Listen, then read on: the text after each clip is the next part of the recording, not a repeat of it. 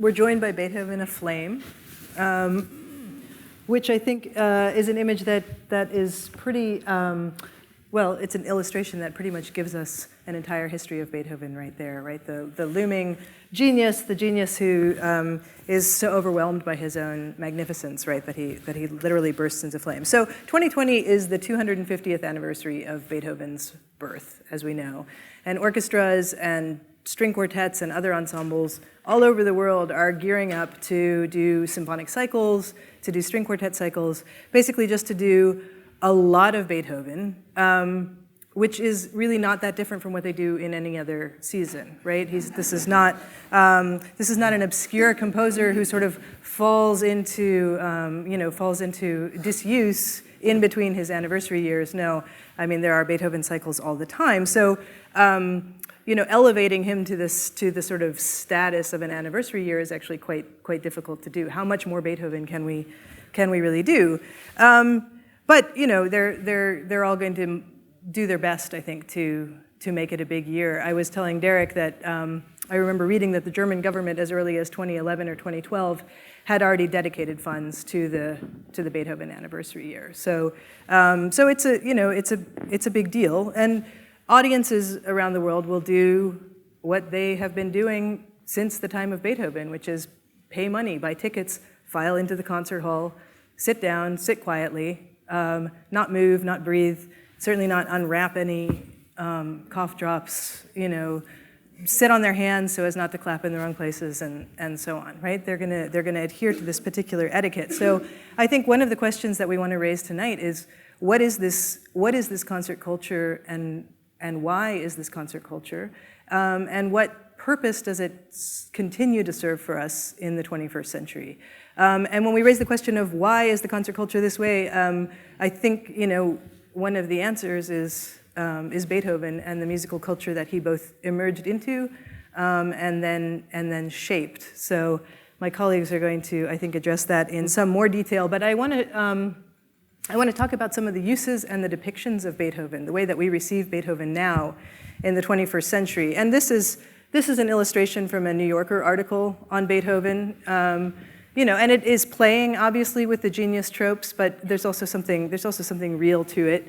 I'm just going to show you a few things. This is the proscenium arch over the stage at Symphony Hall in Boston. So, when symphonic culture comes to the it says Beethoven, right? So when you're watching a concert in Symphony Hall, you're staring right at the grand name of Beethoven. There are no other names in the concert hall. It's just Beethoven, even if they're playing Mozart. You can't see this very well. It's not a great scan, but this is from the New York Philharmonic's digital archive, and it's the program from the very first performance of what became the New York Philharmonic. And you can see what they start with is Beethoven's Fifth Symphony. He's sort of been at the center of American concert culture as long as there has been a concert culture as we understand it now. And I just have a few more images to show you. This is from a Hong Kong Philharmonic Beethoven cycle of just a few years ago, right? Because we have to have Beethoven cycles all the time. And what you see here in the three images is the conductor Jaap van Zweden. And, to his right, to our left, is, the stern, immutable, unmovable, unyielding face of Beethoven. So, we have to grapple with Beethoven, is basically, I think, what this image is telling us. We have to grapple with Beethoven, but Beethoven doesn't change, right? And there's an immortality to it that I think has generated and continues to perpetuate a lot of religiosity around the idea of Beethoven, which I know my colleagues are going to address as well. And then one more slide here. This is from the LA Phil's 2015-2016 Beethoven cycle, which they literally titled Immortal Beethoven. And if you read the copy, all of the sort of cliches and tropes about Beethoven are just right there. You've got the sort of snazzy font, the kind of jazz hands about it, but really the important issue here is the immortality of Beethoven. So we're going to do our best, I think, to tie all of those things together into the question of concert culture, how we behave in concerts, if that is still serving us today, what 21st century concert culture might look like, and also, try to trace it back a little bit to its origins. How did we get to this point? Because it didn't happen by mistake. It was a calculation, right? It wasn't just a responsive act by a population. And isn't that what your book is about? God looked down over Germany and said, "There shall be Beethoven." And there was Beethoven. In a nuts and bolts sense, the very first Beethoven symphony cycles come from the very end of Beethoven's lifetime, and so this is instigated by conductors. And this gets back to perhaps your previous slide. What's the relationship between the stern bust, the living conductor, the music, and what is it that we mean when we talk about the music? Are we talking about the score? Are we talking about a work? Are we talking about one of your favorite subjects, the ephemeral performance, which lives only in the moment while it's happening? And yeah, I think that's what we're suggesting. These things come very much from a context, an intellectual context, a musical context created at the beginning of the 19th century around Beethoven, if not necessarily consciously by Beethoven. But, and we talked about this before, and this book is a fascinating book by Tia Denora, Beethoven and the Construction of Genius, which Andrea recommended to me. Strongly recommend. And his branding and his career manipulation was epic. But it wasn't just him. It was the concert culture that was changing at that time and demanded a different experience, right? It needed a different metaphor. What you're involved in is a process of mythification, glorification, raising the status of somebody so that they attain a status that's divine or godlike. The idea of a composer or an artist as being divinely inspired. You have to do a lot of work in a culture to raise somebody to the level where you will worship them, where you will be devoted to them, where you will sit in silence. This has a very deep theological history in it. And what you find is it doesn't matter in a sense what Beethoven did or Bach did. You know, they were interested in getting enough to eat and having performances like every musician and composer would be. There's nothing odd about that. It's the way in which you have a culture and institution that turns Beethoven into something immortal, something godlike. And that takes a lot of hard work. And the point about Beethoven is that the fact that he was performing, doing virtuoso stuff like Mozart and like Bach, the fact that he's going around saying, will anybody perform my symphony? I'm hungry, I've got a life to live, won't anyone marry me? You know, I need normal life things. The culture is creating a situation where he's being raised to the status of a god, which means that what he produces also has to be raised to the status of an immortal product. That's called a masterpiece or a work, and we sit in devout silence and appreciate it, and it has stayed with us for 200 years. So it doesn't matter about all the changes of performance style, all the recordings, all the mishmashings on iPads and iPods and iPads and anything that's got an I in it. Irish. And Irish. It doesn't really matter. What you have is this sense of the Fifth Symphony standing for something that is like the immortal creation, equivalent to the creation of a world. And we treat it like that. And what's interesting about our culture is we were talking about this last night in Pasadena, this transference of all this theological language, which we take over from the church and put into the new concert halls that are being built around 1800 or emerging. And what's most important is that you as an audience have to learn how to behave appropriately.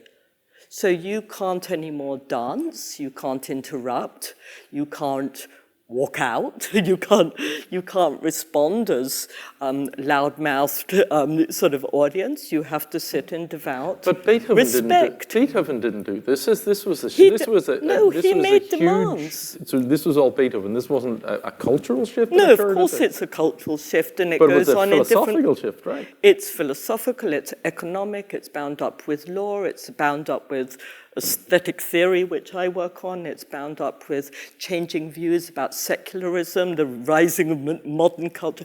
Everything comes into play. But the interesting thing for us tonight, if the topic is why Beethoven, is that his name assumes this mythic status. You say Beethoven, we're talking about a bloke, who pisses and shits like everybody else, right? But the name Beethoven stands for the entire cultural pattern. And that's what's so interesting, that one composer's name can stand for that. Right. So one of the things I'm interested in is sharing with you and engaging with you, because for your whole concert-going life, or for generations before you, to what would it be, the 1820s or 1830s when this all started, you come along and you know how to behave, and but why are you doing that? And that's so. Well, there are different reasons. I mean, it's been one because of the... it wasn't like that in the 17th century, the 16th century, and our dear friend said here, Bach did not intend to compose musical works. First quote of the night. There'll be more. There'll be more quotes. Yes. Yeah. I'm very interested in Bach and Beethoven in popular culture. So I've been watching all these movies about Bach and Beethoven. They're fascinating. They endorse every cliche in the books about all these things. But I'm right. Bach did not intend to compose musical works, because every single person in the documentaries on Bach said, the beginning of Bach was to write music for the devotion of God. And it says it at the beginning of the score and the end of the score, for God, for God, for God. And while you've got it for God, it doesn't mean for me, or for music, or for the secular culture. It means for divine worship and divine power. And that's a really interesting difference. And it's also a difference about how composers look at this stuff, because we were talking before about the liveried servants that composers were. Sure. I mean, Haydn not only wore a uniform, he also wrote "To the Glory of God" at the bottom of, so far as I know, every single score that he composed, whether it was a mass, a string quartet, or some other piece of secular instrumental music. And that's a composer whose lifetime obviously overlapped with Beethoven's, and who taught Beethoven, but was coming from both a very different socioeconomic circumstance, and also still had this idea that music was subservient to something else. It wasn't autonomous. It wasn't the work itself around which other things revolve. You have enormous change in patronage from church and court to orchestras for the first time commissioning works. You've got the first sort of philharmonic orchestras emerging, so the whole birth of the orchestra is part of the story. You've got the concert halls, and suddenly orchestras are becoming the source of patronage, and then the publishers start to commission these works, and they own them, and then the issue of copyright being put over to the artist. So it's economic changes, it's at every level of society. There's nothing that's irrelevant to the story in this case. This is why it's such an enormous cultural or political, social turn, and it can't be reduced to one night or one composer. It regards the whole transformation in Europe, the way Europe comes to America, how America takes over the development of this culture, and so on, from the new world to the old world to the new world. Isn't one of the movies that you watched, the title is Beethoven, the Eroica Symphony, the symphony that changed the world. So this is not just Beethoven, it's a single piece of music. There's a before and there's an after. There's a time in which there is no Eroica Symphony, and then a bunch of musicians, led by Anton Vernitsky, who could be the obscure composer of the night if you want him to be, plays that first chord, and everything changes. We have revolution, we have music. And then there's, I recommend very highly, Beethovia. This is a utopian science fiction movie. I really recommend it. It's on Netflix. And it's about a society that has lost the capability of emotion. And so they're all robotic. And of course, it's a totalitarian society. And a little boy is cloned, and he's Beethoven cloned again. And so this little boy has to save the world and bring back emotion to the world. And it's one cliche after another.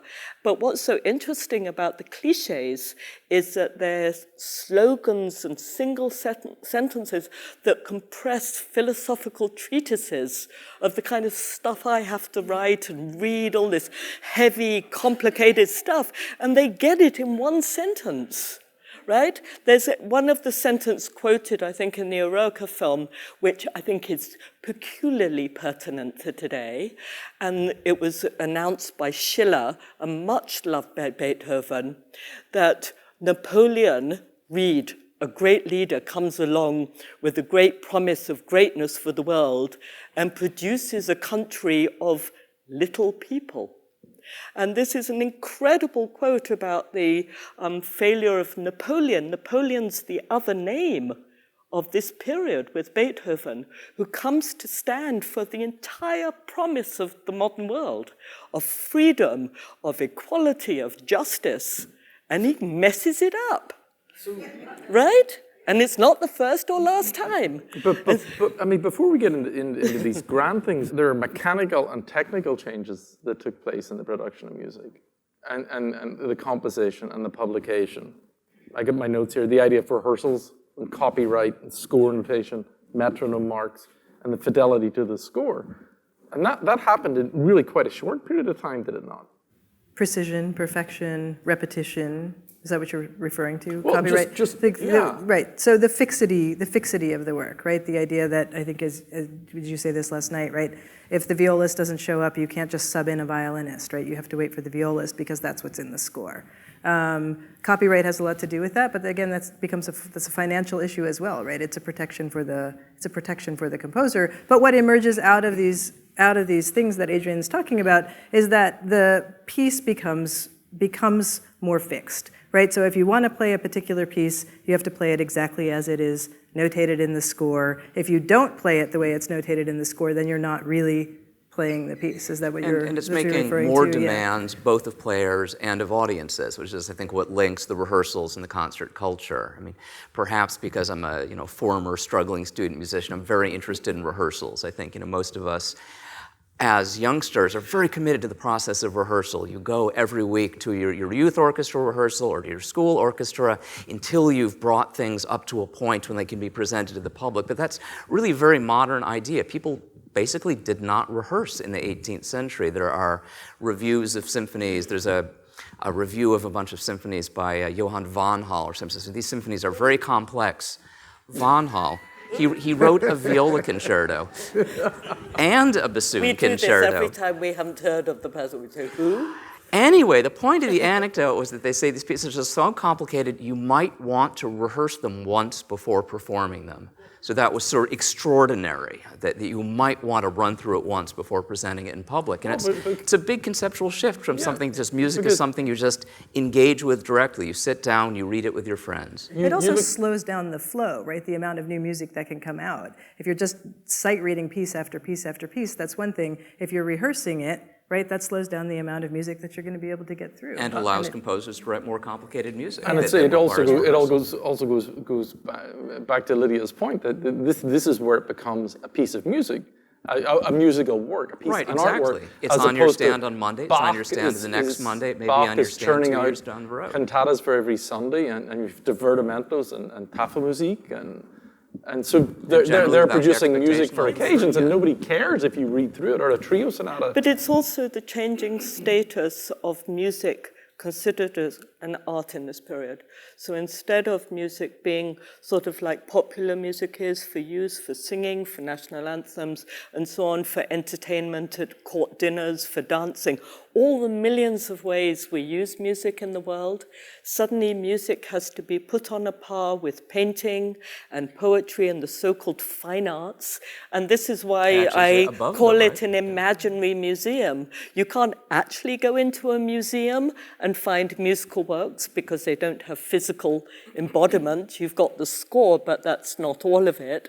But it's the equivalent of walking around the Louvre, which is also being formed at this time, collecting. I got the quote. Okay, of course you have, but can I finish my sentence? Yes. Right, he's got the quotes, I've got the sentences, right? I wrote them. I mean, you're just reading me. Okay, so I can say it. You have to imagine yourselves going around a museum, and you go chronologically, and you get to the apotheosis of the heights, and it's not Wagner, and it's not going to be Bach, it's going to be Beethoven, who's put as in the pinnacle of this imaginary museum that you're walking around, and suddenly there are these immortal 9 symphonies, prohibiting anyone from ever writing the 10th. That's just a no-no from now on. But each one is an immortal piece. And the interesting thing about the very idea of a museum, from the very word, not that it's inspired by the muses, which is part of it, but that it's an object that's actually now not living anymore. So the work becomes not dead as such, but immortal. And the life and the living life of music goes to performances. So you have the tradition of performances which become the reliving of these works, but the works become these immortal things that can't be changed. And nowadays we have big debates about changing notes and changing instrumentation and messing around and recomposing them and doing all this stuff because the concert hall of works is being challenged. It has been for about 30 or, well, actually from the beginning, but certainly in recent years, and we have very interesting discussions about whether we should accord these works this kind of respect of immortality. And so right now it's a question, do we still need Beethoven? Isn't this just out of date? And that's really the question for today, whether this museum has closed its doors. We should just close these museums and do something that's new. It's getting stale, right? Let's remember that question. Yeah. But this Read your quote. This was the critical point that around this threshold, prior music was used for occasions, for princes, for aristocracy, for the church, and now music became the work concept. You'll hear us talk about this, that it becomes a work of art. And it's freestanding and autonomous, and it turned on its head the whole notion of instrumental music, right? Are you going to go off on that point? I'm not going to go off on the You're going to help me? It's the point I just made. It's about music becoming an independent art of purely instrumental music, which had been considered in the 18th century as unverständliches Mischmasch, incomprehensible rubbish. You listen to a bunch of tones and what are they about if you haven't got poetry or images or occasional functions? I mean, you hear these endless notes in a concert hall. You have to think to yourselves, it is one of the most incredible things to sit down in a concert hall and hear a bunch of notes. I mean, really? Every book on 18th century music. Really? And it's got no meaning, it's not telling you anything, it's just notes. So what were you going to say? I was going to say every book in 18th century music quotes a line in French, Sonata, what do you ask of me? Which to a certain extent is still what we're grappling with, in music appreciation classes. What happens when we hear a bunch of music that doesn't come with other forms of information, that doesn't have a semantic layer of poetry that's being sung, that doesn't have a story that goes along with it? It's just notes. What does that ask of me? And that was seen as a very troubling question. And as you say, it was seen as incomprehensible. It wasn't a form of speech that was transparent or legible. example. So the big shift from the 18th century, when music is considered, instrumental music is considered sort of inferior. So Bach, you need it to practice, to get your fingers moving, but you don't really need it for the big works, which have to have biblical texts and so on. You get a shift suddenly to a symphony being a bunch of notes. Think of the Ninth Symphony, not these tones, as the words return at the end of the symphony. And the first time where symphonies and the purely musical tones are taken to be the language of transcendence. So it, from having no meaning, it's just incomprehensible mishmash, good German term, rubbish, it just doesn't mean anything, to having the meaning of sort of cosmic harmony and all this romantic blah blah that you get about the notes being the pure Innerlichkeit of the soul, the pure expression of emotions. This is why this film, Beethoven, is Utopian Beethoven, is about if you have no soul, you will never get Beethoven. And it's your soul that counts. So what important. What happened here that was important with this establishment of these great works of art that took the focus of the composers and took the focus of musicians, where musicians now were really devoting a lot of rehearsal time and a lot of attention to fidelity to the score. Then what had to happen was the audience had to be trained to appreciate this music, to appreciate this transcendence. And then buildings had to be created, to concert halls had to be created to allow you to just focus and listen on this. So it wasn't the concert experience of pass the chicken and listen to Mozart. But another thing we haven't mentioned is music criticism. This is also the period when journalism and criticism becomes a major way of mediating between music and potential purchasers, potential audiences. And it's, as you say, it's how do we appreciate it? We're being told what's good, what's not as good, why. It's a way of exactly educating the public in the methods and standards. yes, you have to be told how to listen, what to listen for, but the important political point is that the self-sufficiency, so-called autonomy of the work, is about the freedom of the individual human being who trains their soul to understand the passions to do with freedom, the thoughts of freedom in this period. And what's most important about the concert hall behavior is that you are in a community, but you're now a community of free individuals. Each of you sits in silence, communicating with the work here that's being played, but not with each other anymore. So it's not a camerata in the 17th century term, that your idea is of camaraderie within the audience where the behavior is going on between you. You're all individual, autonomous people. You're meant to be. But there's precedent That's for the this. ideal. There's precedent for this Yeah. as well, right? In the experience of church going, right? And this is an important Protestant. connection.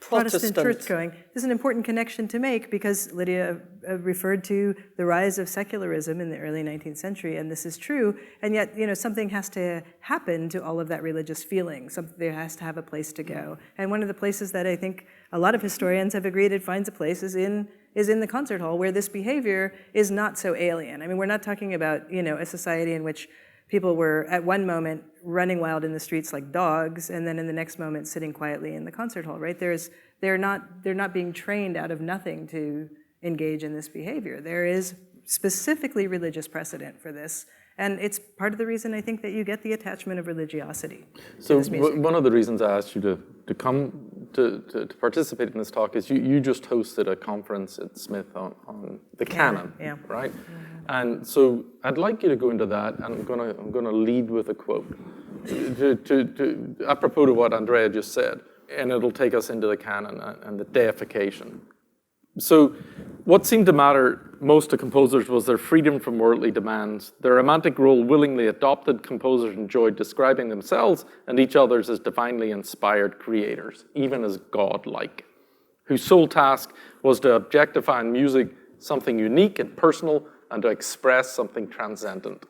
Bizet described Beethoven not as human, but as a god. Samuel Wesley referred to Bach as a saint, a demigod, and a musical high priest, and to his masterpieces as the works of our Apollo. Haydn's spirit was said to penetrate the sanctuary of heavenly wisdom. He brought down fire from heaven to warm and to illuminate earthly hearts and lead them to a sense of the infinite.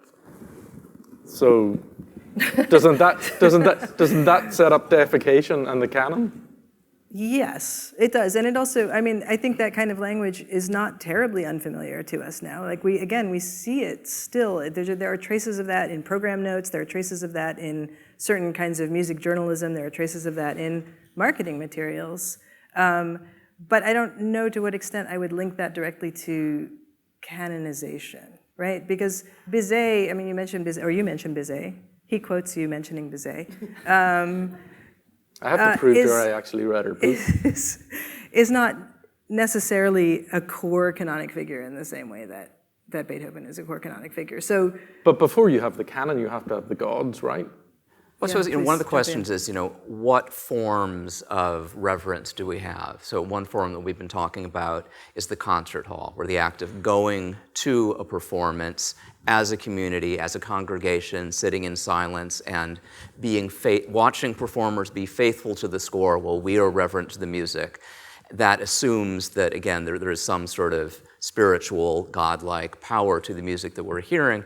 And I'm going to reveal, sort of my musicologist training instantly, that there are other forms of reverence. The 19th century was the century of collected editions, what we still call monuments of music, the effort to take every note by the canonical composers, by Bach, by Beethoven, by Handel, the really important composers, but also the repertoires of nations, the great music of Germany, the great music of Austria, put it between hardcovers, make it available for purchase. And so there's the sense in which there's private ownership as well as the opportunity to go hear something in public. Actually, this may be a bit of a digression, but another aspect of the museum idea is that museums are public spaces. And of course, if we're talking about the 19th century, we're also talking about the development of literal museums. And so we're talking about the idea that the great works of the visual arts, the paintings of the old masters, should not be the private property, should not live in the cabinets of wonders of the aristocracy or in private country homes,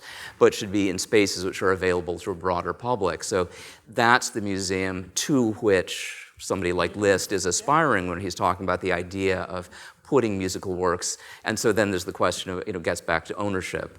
Who owns the piece of music? The person that commissioned it, the person that owns the copyright, the person that's printing the plates. In a certain sense, it belongs to us as a spiritual legacy. So I've got a couple of questions then. I want to come back to the canon and to Andrea. So what defines the canon? And so are these then the pieces that we just hear again and again?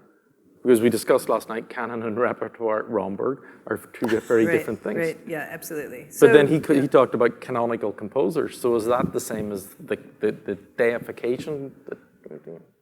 Yeah. So the canon is ill-defined. I mean, I am happy to just say we don't know. We can't say for sure. But it is a kind of a legacy of received works that shifts over time. That has shifted over time. I mean, there are composers that were canonic that fell in and out. Bach has sort of famously got retrofitted Spohr out, as Mahler in. Yeah, not right. Simultaneously. Well, Sibelius is actually kind of a recent case. He was sort of a lower rung, and then he's been kind of deliberately brought back into the center of the canon. No, you're shaking your head about Sibelius. No, just I was thinking of jokes about Sibelius. Oh yeah, okay. So, but I mean, Sibelius is an when interesting they, case. When they wrote the state laws in Finland, they said, "Thou shalt not drink except Sibelius."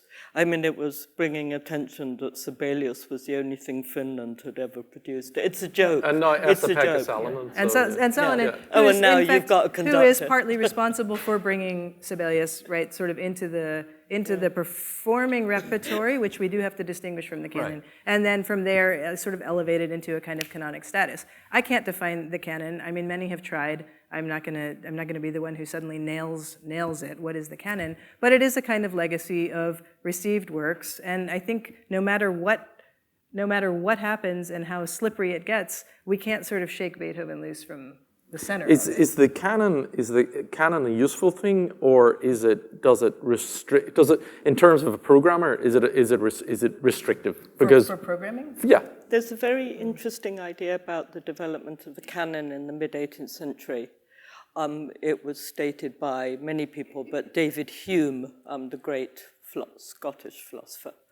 And David Hume noted that whereas in science you have this idea of progress where a theory has its run and then it's shown to be false and then a new theory takes over and you have that idea of progress. In the arts, the progress is very different because from Homer and antiquity, he said, the canon actually changes relatively rarely. There aren't that many things that fall out of the canon. Only nowadays on political grounds that they were anti-Semitic or anti-women or anti-everything. In fact, the canon is, in fact, the library is pretty much emptied at this moment. But the canon is that he noted about standing the test of time, that in fact artworks really have stood the test of time. I mean, Homer is the canon that starts, and it goes through, and we recreate it. But it's rather like music. This notion of a canon, it's a musical idea, and a religious idea too. We have canons in the church. It begins in the church. Yeah. So, was the canon created in the early 19th century? So, yes. two questions for you. So now does the canon do you have to be dead to be in the canon? Because when the canon was created, Beethoven was alive, right? Right. Yes. But Bach and Mozart and Haydn were immediately retrofitted. Canonized, right. Yeah. So, but then today is I can't think, a living composer, the only living composer I might give canonic status to, maybe, at least in this country, is Steve Reich. Y'all in the back, would you agree? Maybe Steve Reich, yeah. He is 80 now, right? And so for the past, one thing, speaking of concert programming is one of the ways that a living composer might achieve something we would call canonic status. You're meant to die by 33, otherwise it doesn't count. So starting when he was 60, every 5 years, there are worldwide festivals. Steve Reich at 60, Steve Reich at 65, Steve Reich at 70, 75, 80. It's going to go on till he's no longer with us, right? And that is one of the ways that I think, you use concert programming to try to force somebody into the canon, but it's not just that, right? It's the reception of his work, it's the critical reception. Performers want to play it. That's a big aspect of getting canonized now, not so much. And what is the function of the canon? The function. Tradition, education, continuity. Upholding standards. Upholding standards, values, the repetition. In the around 1800, you've got the first histories of music being written. That means you've got these histories being written to establish a kind of canonic line, a lineage of influence. We call it the anxiety of influence, Harold Bloom, and of composers influencing each other. It's about establishing genealogies, lineages, as in the Old Testament. He begot. And this establishment of families of composers produce the basis of university education, the core curricula that we teach. You cover the canonic things and the way the education Can I point out works. that the begetting is right here in the marketing copy? He inherits the tradition from these other giants, Mozart and Haydn, and that's the lineage. So it crops up again and again. On the Shoulders of giants. Is the canon of the musicologist and the canon of the concert programmer different? Absolutely, Yes. yeah. And is the canon of the concert violinist- programmer contain about 3 composers? No, it probably. It 5? depends on which. It depends on which concert programmer. Camerata Pacifica does a lot of Reinecke, right? Not anymore. He fell out of my I'm not Oh, the he only fell out of one. his canon, right? What's that? I'm not the only one bringing up the Obscure Yeah. composers. I think it depends on the concert programmer. So through the 20th century, so we listened to music And we went to concerts by the rules that were created at the beginning of the 19th century. And another statistic, I'm quoting from Lydia's book. So the Leipzig Gewandhaus Orchestra, these are percentages in their concert programs of dead composers. So from 1781 to 1785, 13% of their programming was of dead composers. 1820 to 25, 23%. 1828 to 34, 39%. Beethoven's dead then. 1837 to 47, 48%. 1850 to 55, 62%. Mendelssohn's 1865 to 70, 76%. So how did it change so much from an interest in new music, an interest in hearing what is recently composed, to only wanting to hear music by dead people? Because of the cultivation of these immortal works, which continued, that they would sort of set a standard. But remember, we're talking about a certain kind of programming. We're not talking about the repertoire of domestic music, where most music was played at home. Not everybody could go to the concerts. We're talking about different countries in different ways. But if you take one of the most important books written not by a boring academic like me, but Alex Ross's book about the 20th century, he did something really interesting about the canon, because the absolute standard for the 20th century was the single most important split was between Schoenberg and Stravinsky. And you must know this if you come from Santa Barbara. You're near enough to LA to know this split of Schoenberg and Stravinsky battling it out in Pacific Palisades, who was going to be the canonic composer for the 20th century. And Alex Ross comes along and says, I'm going to write the 20th century with Richard Strauss as the single most important person. And people were in uproar about this, the idea of changing this canonic story that had been told. And what we do now, very interestingly, is we retell these histories. We're starting to rewrite them. You know, behind every great man composer was some unknown woman, sister, who wasn't allowed to be ever part of any kind of history. So lots of names are coming back into the writing of these histories, and we challenge this canon. But the place, interestingly, where it doesn't really get changed, other than by you doing what you're doing, Camerata, is in the mainstay of the concert halls, because they're so dependent upon audience sales that if they put on the kind of programming you're trying for, they don't sell tickets. You go to a 20th century music program, and the concert hall's half empty, and they simply can't afford it. So you have to put these old war horses. It depends on the institution, right? It's not true for every orchestra. No, right? I'm not saying it's true. And in Berlin, it's also not true, where they're much more interested in the new and mixing it up too.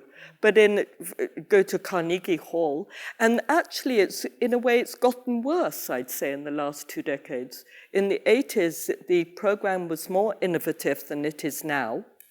And now you've got the Beethoven cycle, and Mozart cycle, Brahms cycle, and I think what and you they're see, sold out all the time. What I'd like you all to address is the idea of, so if we use the canon, it's a double-edged sword. Of course. But when you look at concert going in the United States through the latter half of the 20th century, it became so narrowly focused and so predictable that it was almost a massive fraud perpetuated on the audience, to where the idea of you going to your... Yes, but the conditioning was such by the recording industry, by the broadcast industry, by the program industry, you didn't... Unless you went to the fringes, unless you sought a new music group or a 20th century music group, if you were coming into the mainstream, you were going to be fed a diet of 19th century romantics.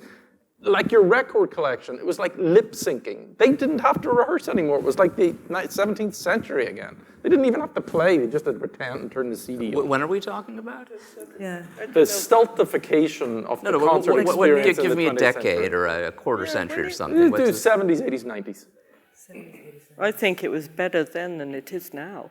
Well, part of it too, I mean, part of it is economic, right? Composers aren't guaranteed a performance. You write an orchestral piece on spec, there's no guarantee that anybody's going to perform it, right? Nobody can afford to just churn out a lot of orchestral music if they don't have an orchestra that's going to play it. So you get a lot of new music that takes place in chamber music halls, right? Takes place it's written for smaller ensembles because it's more economical. If you're a student composer, you start out your training by corralling your friends to play your music, right? I need a violinist, I need a bassoonist, and I need a euphonium player, and you can assemble them in the halls of the conservatory, and then that's how you get your music performed. That continues to be how you get your music performed. So I think if we're talking about orchestral music, there are economic factors at work that we can't overlook. Who's going to go and write because we can't go back because it went down that path. But is this not the point that you're making with this? But the technology has changed everything. I mean, the fact of what you can listen to at home, how can you engage music, has changed what people buy tickets for to actually go to a concert hall. And for many, many decades of the 20th century, people didn't go for the works or the composers, they went for the performers. Every year we buy tickets for Pollini, whatever he plays. You go to hear Pollini because he's the best, and you want to hear Pollini. But that's actually a relatively recent shift. I mean, in music criticism, at least in America, well up until the time of the Second World War, when newspapers reviewed concerts, they reviewed the works rather than the performance. The idea being but after the 40s, that really changes, and that's a real difference. I think that counts as relatively recent. Or you go to you go and see the conductor, or you go to, I think you were saying last night, the particular sound of the orchestra. Right, but all of that has been, and we were talking about this last night too, a lot of that has been homogenized, which goes back to the recording culture that Adrian brings up, right? In mid-century, the orchestras start to put out these big cycles of recordings. Bernstein famously does the Mahler symphonies, but everybody's putting out the complete Beethoven. You have Karajan's Beethoven, you have Barenboim's Beethoven, right? But the more people listen to those recordings, the more they start to play accordingly, and now it is increasingly difficult to differentiate between orchestras, contemporary orchestras. You might still be able to tell the Chicago recording from the 60s, but if you were talking about being blindfolded, if you walk into a room, you're not going to be able to necessarily tell who's playing. Is it the Boston Symphony? Is it Chicago? Is it LA? You can't tell. Yeah, yes, absolutely. I'd like to offer a little bit of resistance to a couple of things. One is, I don't know, I think, we're constructing a lot of imaginary audiences for our imaginary museums, and I think we've got a lot less data than we think we do. It's not like we've run controlled experiments and had one Boston Symphony play an entire year of Sibelius and another Boston Symphony play an entire year of Beethoven and another Boston Symphony play an entire year of Nielsen or something like that. We don't know why people buy tickets. We don't know what experiences they're having in the concert hall. And by and large, we don't have either the opportunity to make informed decisions because we buy the tickets before we know what the works we're about to hear are going to sound like or knowing what we're going to think about the performances, nor do we have an opportunity to get that kind of feedback. And there are a lot of people, particularly in the League of American Orchestras, desperately trying to find out the answers to those questions. Why do people choose some entertainment over others? And perhaps entertainment is not the right rubric, but why do you choose to go to a national park as opposed to the theater, as opposed to the symphony orchestra? And we really don't know. And I think another thing is we set up sort of 20th century music, but we're not really talking about 20th century music, right? We're talking about a particular strand of particularly academically sanctified high modernism. Symphony orchestra have no trouble supporting themselves on 20th century and 21st century music. If you want to put on a program of John Williams, Gershwin, video game music, Beatles tribute bands, I assure you, you can support yourself for the foreseeable future in the same way that you can support a ballet company on Nutcrackers or an opera company on Fledermauses. That's not the right plural. But even sort of concert hall music that is written for the symphony orchestra that's not film music or not video game music, that's not part of this strain of high modernism, it also has had trouble finding I feel as if there's certain things that yeah. seem to sort of don't count. I mean, the Atlanta Symphony had a sort of well-established cadre. Yeah, sort of this Atlanta Symphony school of kind of, this is perhaps unfair to the composers involved, but sort of user-friendly, attractive, recently composed music. But that somehow doesn't count as a counterexample. Well, if we use as a counterexample, it's quite recent. Yeah, I think a good counterexample, which bears a strong point because it is a counterexample, is Esa Pekka Salonen and the LA Phil.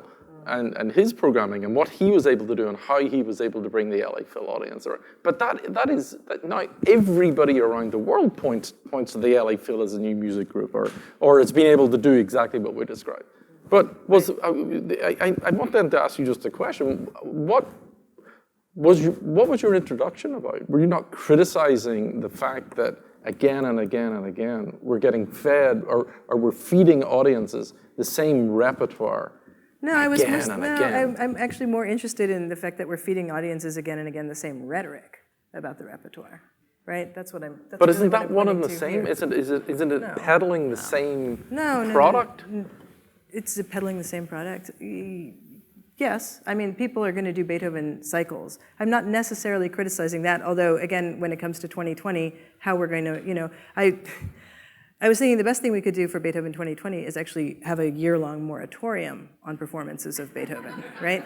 So then in 2021, maybe he sounds a little bit fresh to us, yeah. But no, my point here is really to talk about the ongoing perpetuation of these particular myths. Not just the ongoing perpetuation of the repertoire. Doesn't that feed into everything that we're talking about? I think we can separate the myth and the repertoire. I think we can separate the myth and the repertoire, sure. We can separate the myth from the works. It's hard to do when we're constantly being fed a diet of geniuses, immortal geniuses and giants and lineages, right? But they're not the same thing. But it's being used for the same thing. It's being used to sell tickets. Of the same thing. Yes, sure. Yeah. Some of the social criticism of concert hall behavior, I mean, you were saying we don't know much, but in fact there's been some very interesting sociological accounts of concert halls, and certainly concert hall programmers do a lot of study of how to get audiences in. Is this issue, a term you brought up, which is homogenization. So I'll give you one example and then I'll make my point, so don't interrupt me. Right, so the example is this. When they do, your favorite classical hits on aeroplanes, when they used to, before we all had our own machines, and they would do things. They did an experiment. They spliced Domingo and Carreras and Pavarotti singing one aria, and they spliced it and made it into one aria and said by a famous tenor. And you hear it, but the recording devices and the homogenization of the recording made it such that you could actually distinguish between the three voices. And where in the 1940s every opera singer sounded completely different, like every great violinist, they become homogenized partly through the technological reproduction of these things. And one of the comments that has been made about concert hall behavior is that one of the ways in which music gets homogenized is if you hear an overture, and then you hear a symphony, and then you hear your concerto, and then you hear a quartet, and so on, in a program, and it's all exactly in the same setting, and you're in exactly the same place, geographical place, with respect to what you're hearing, it all becomes the same kind of thing. I actually hate concerts, I have to tell you, not because I've been going to them all my life, but because you hear an overture and it's incredible, and then you hear a symphony and you can't remember the overture, so it's just been wiped out. It's like going to one painting and then it's wiped out by the next one you see. It's like going around museums where each painting obliterates one you've seen. So really, if you went to a concert and heard one piece by Beethoven and went home, it would stay with you, and you would have an experience of that piece. But in fact, we go to concerts and we come out and say, great concert. And in fact, the only notes we remember were the last two when we applauded, because the rest have been obliterated. I don't think that is true. I don't agree with that either. I don't think that's... You try, keep the experiences in mind. It's really hard. It's difficult with painting. And it plays into this idea that we've come to accept a certain kind of programming where we actually, the experience is meant to be pretty much the same for anything you're given. So popular music, classical, it's all the same. And iPads and iPods and things on your ears, they play into that homogenization. I'm not saying it happens to you who know how to listen, but it's a kind of danger of the technological arrangement of music. So if you stick it all together, it all sounds the same. It's like going into a fashion show. It's the same sort of thing. It all looks the same.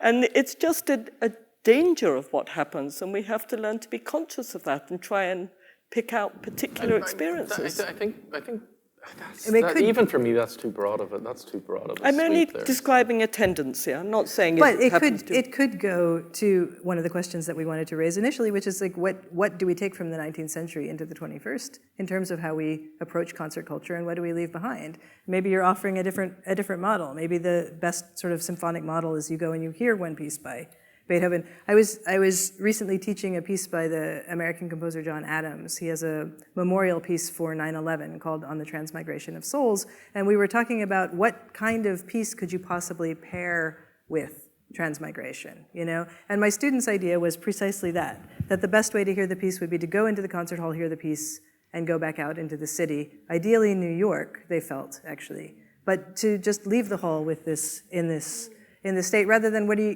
going to do? Are you going to throw Beethoven 5 in there afterwards? You know, a little triumph. Are you going to throw Beethoven 9? Requiem. Yeah. Actually, what are you going to do with that? So whenever there's a piece that I always program, not quite singularly, but the Quartet for the End of Time. Exactly. We'll have a little talk, maybe 15 or 20 minutes, and then I'll program a really short piece, usually solo instrument, just to bring focus to the stage. And then it's the Quartet for the End of Time. That's it. Then we're done. Because I think that piece put on a big program is bananas. So, but I think that's a sensitivity of programming that is important. That's not always there. But I mean, to a certain extent, I mean, there are different types of homogeneity. We're talking about homogeneity of performance practice, but I think there's also the homogeneity of programming itself, and that is very much a product of exactly these social forces that we're talking about. The 18th century concert or the early 19th century concert was miscellaneous. Even that 1842 program that you put up with the New York Phil, sure, it started with Beethoven's Fifth, but it included music from operas, music from orchestral repertoire. It included famous composers. It started with Beethoven. Who did it end with? It ended with Kali Voda. Who? So at the point at which we decide that a concert is only one kind of music, there's a piano recital, there's an orchestral concert, there's a vocal recital, there's a string quartet concert, and particularly for the string quartet concert, that's during Beethoven's lifetime, and you're only going to hear string quartets, but also you're only going to hear good string quartets. We don't want the serious music to sit next to the trivial. We don't want the important next to the virtuoso. We don't want the kind of music where the four players are interacting in a sort of harmonious equality with the kind where the first violinist is showing off. And at a certain point, that means that it's either the canonical composers, like Beethoven, or music that sort of aspires to that condition. And then at that point, it does become somewhat homogeneous, and the concert-going experience is much less particular. we've got about 10 minutes left, and so I'm going to go back to wrap it up. I'm going to go back to the question that we put on the description of what this talk. And this question, referring to the deification, was the deification the first step in a stultification of the concert experience, resulting in the imperious reverence of the concert hall and the rigid canonization of the 18th and 19th century masters? 250 years after his birth, is part of Beethoven's legacy a constriction of the concert experience that makes it harder for a contemporary audience to enjoy the music of today? Yes. Yes. You get 10 minutes. But we've been discussing. I know, but what I'm trying to do, extent, because I do think that's. I don't necessarily buy like the negative parts, the idea of stultification, but it really is sort of human Homer, right? You can't have it both ways. You can't say these works by these particular composers are so important that we must cherish them forever. We must play them every year. We must hear them on every concert and leave room for other things. I don't know that I agree with that. I think that they can be mixed and matched. And you know, our close to hometown orchestra, the LA Phil, immortal Beethoven aside, does a reasonably good job of that. Right? Okay, fair enough. Yeah, Sorry. I mean, these are institutional choices that can be made that both preserve whatever. But it still is being asked implies, to be a preserved. hierarchy and the sort of a set. There's sort of like there's the pillars and the things that sort of rotate around. That's a terrible But analogy. do you not submit to the necessarily. hierarchy Yeah, or you not? don't- I don't think it's necessarily. From my point of view, the issue is not about programming. It's not about the works. It's about our capability to actually get something from this music. So, for example, I know the Beethoven's Fifth because, after all, I know Beethoven's Fifth. And I know it, and I know it, and I've heard it a million times. And then I actually went to a concert where I heard it. And I was completely shocked because I realized I had no idea what this symphony was about. The experience of actually hearing it was extraordinary. And I realized that I actually hadn't heard it for about 30 years. I talked about it endlessly. Yak, yak, yak, right? And so on. And actually hearing it, and it was a remarkable thing. And it's the same thing when you go back and everybody knows Homer. Well, you do if you've been to university, you know your Homer, and you actually go back and read it. It's an incredible thing, like a Shakespeare play, and so on. So it's not to do with what you put on, it's our capability to have certain kinds of experiences.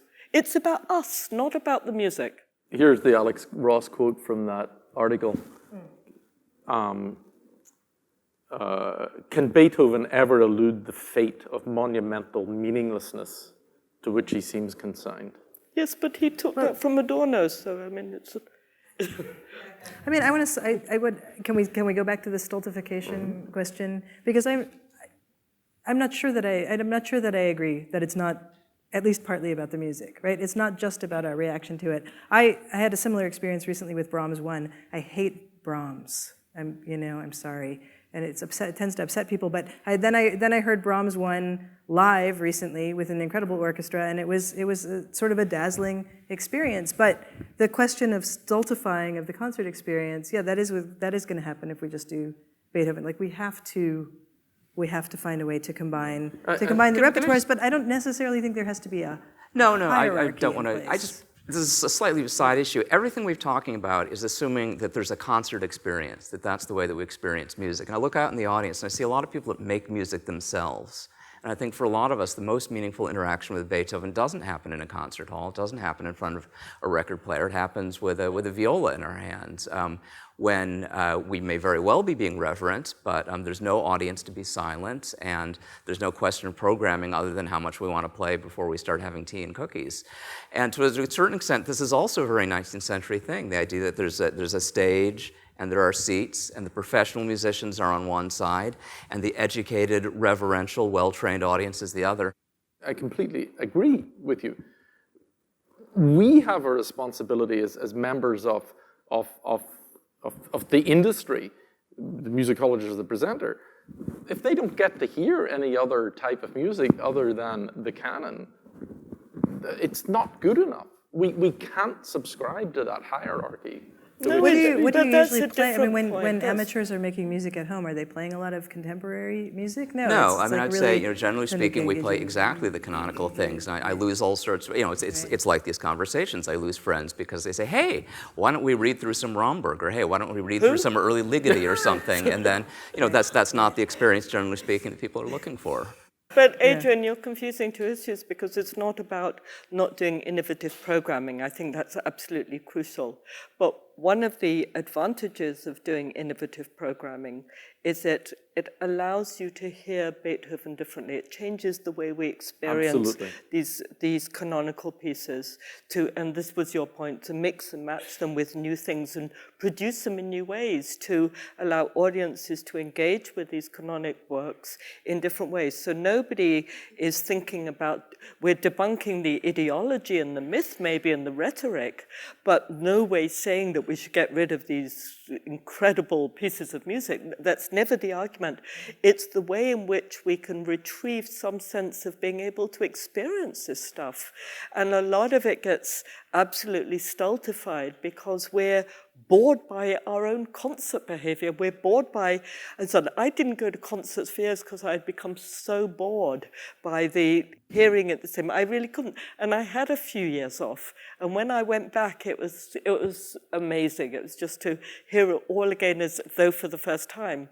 And it's the same with reading great books and teaching for 100 years the same great text. We had an audience member last night refer to the safety of the canon, right? Talking about buying tickets. Tickets are expensive, and there is safety in knowing you're going to hear canonic works. And there's a risk in knowing that you're going to hear new works. And you know, maybe said you feel like you're not getting your money's worth if you don't like the piece, right? But there's also the danger of too much safety, right, that actually absolutely. you go to the concert and you're bored and you fall asleep in the first note and wake up at the end, which I often do. I think this is another argument for a moratorium on Beethoven. Like, let's fall silent, maybe for 5 years. But think of those poor teenagers, that the 5 years of their impressionable years and no Beethoven. And then when they'll hear it when they're 21. See, I have an embarrassing admission. I like concerts. Yeah. I don't feel oppressed or stultified. I actually feel quite Yes, happy but about you're going and hearing. There's some stories there. You know, during the Cultural Revolution, a lot of Western classical music was basically banned in China, right? And there's a whole generation of composers who entered the Beijing Conservatory in 1978 when it reopened after the revolution, and some of them tell stories about hearing this music for the first time. And the composer Tan Dun talks about, you know, the absolutely stunning experience of hearing Bach for the first time and hearing Beethoven for the first time as a young adult. He would have been 25, 26 years old when he heard this music for the first time. So I think there's something to be said for that. My father, who's a composer, went to China after the revolution. And in fact, he was the first Western composer to be invited. And he took one suitcase of Schoenberg and one suitcase of Stravinsky and introduced these Chinese at the conservatory. And my father, they say, we remember, and they remember this moment of hearing this stuff for the very first time. And that must be incredible, right? To hear this stuff. So what Lydia is talking about hearing this stuff for the first time, one of the reasons we're programming these discussions is to try and, so to head, for some of you who might write down on your 3x5 cards, why are you denigrating today's concert experience? I love today's concert experience. Save that, erase that, because we got that last night. We're not at all doing that. What we want to do is improve the concert experience. We revere these works ourselves. We acknowledge these incredible masterworks. But we want to share the context and remove the build-up of just the varnish that is built up around these things so that you can hear them again. You mean all the reverence in our revering? Yes. Yes, you want to get rid of it. Broaden it. Change it. Thank you. Yeah, thank you. Thank you. Thank you. Thank you.